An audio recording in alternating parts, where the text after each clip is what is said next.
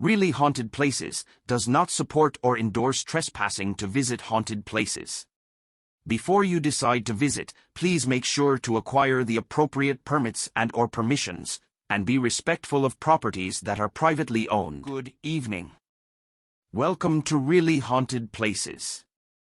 Tonight's top 7 ghost stories will take you to haunted places in Atlanta, Georgia.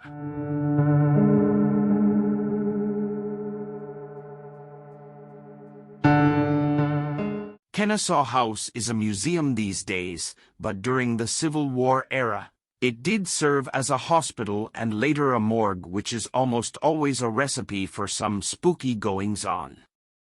Several witnesses have, at separate times, claimed to see a complete hospital scene in the basement of the building with soldiers being operated on by surgeons.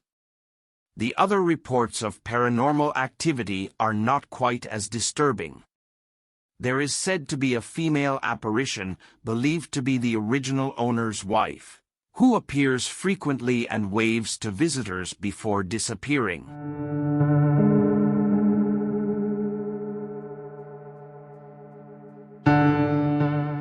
Situated in Atlanta, Oakland Cemetery was constructed in 1850. As well as being the final resting place of celebrities such as Margaret Mitchell and Bobby Jones, there are also almost 3,000 Confederate soldiers buried at this cemetery. Spanning across 40 acres, there are around 70,000 people total buried here. Apparitions are known to appear at night, walking up and down the graves. Some even in Confederate Army uniform. But the most well-known supernatural occurrence here has become known as the roll call of the dead. This happens at night where disembodied voices calling names in a military-like fashion are heard. Sometimes you can also hear the responses.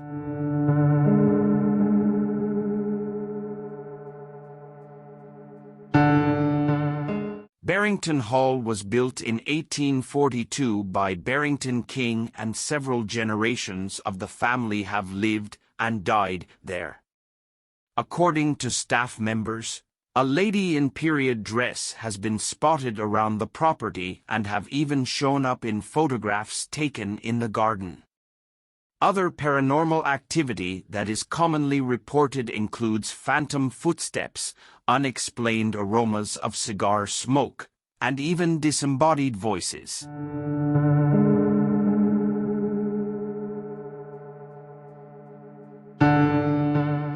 The Wren's Nest is currently a house museum, formerly the home of the Georgian author Joel Chandler Harris.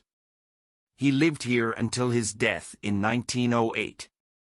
He named the home after a group of wrens he once found nesting in his letterbox. Harris and his children simply built a new letterbox as to not disturb the nest. After his death, the billionaire Andrew Carnegie paid for the home to be preserved as a museum. To this day it still is. It is said that sometimes when you look in a mirror at this house you can see the face of Joel Chandler Harris. Also, it is said a tall woman can be seen walking its corridors at night. No one knows who she is.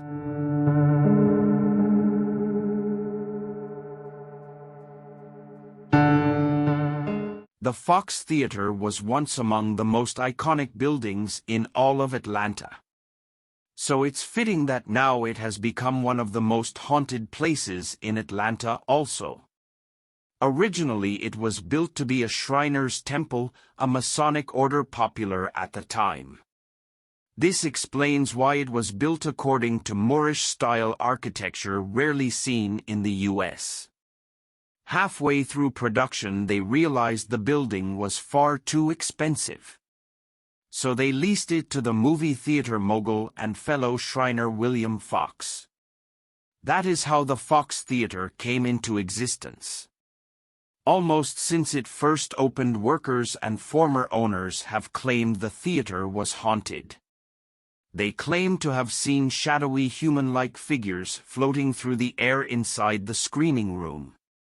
Doors regularly open or slam shut seemingly by themselves, even on days with little wind.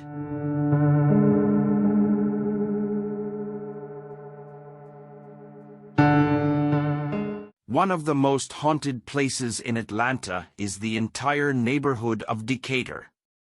The courthouse, the cemetery, residential areas. All are said to be somewhat haunted. You can't really go anywhere here without running into paranormal activity. But the courthouse is by far the most notorious spot. Find yourself walking the stairs within the courthouse and you may well feel as though someone was dragging their fingertips along your skin. Catch them on a bad day and you might even be scratched.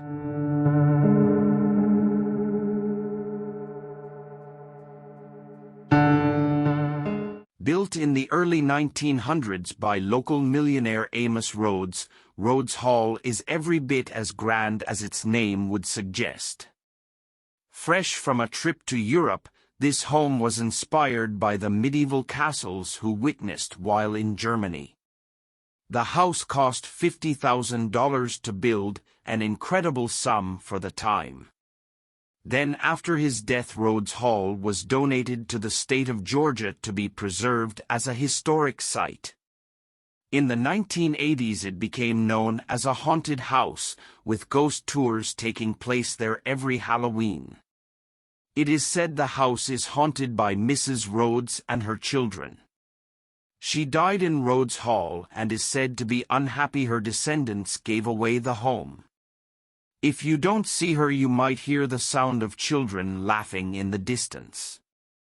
But you won't ever find them, laughing in the distance. But you won't ever find them. I'd like to thank you for watching and thank you for your support and kind comments. Until then, good night.